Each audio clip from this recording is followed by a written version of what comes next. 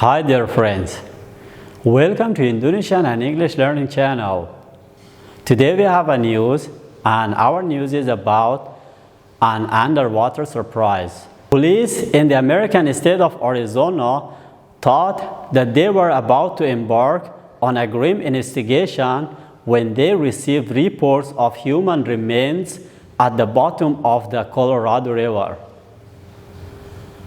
On closer inspection, and much to the relief of emergency crews, the so-called remains were two fake skeletons enjoying a tea party. The discovery of the underwater bush came after officers received reports that the snorkeler had saw human bones, but they soon found the pair donning sunglasses and lounging in lawn chairs in the riverbed. One of the skeletons bore a sign reading, "Bernie living the dream in the river."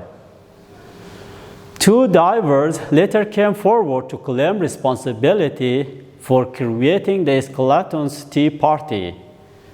The pair placed the skeletons named Bernie and Bernadette in the river in August 2014 for their own amusement.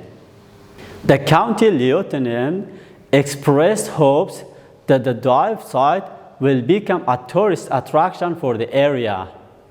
This is the end of our news for today. Thank you very much for watching.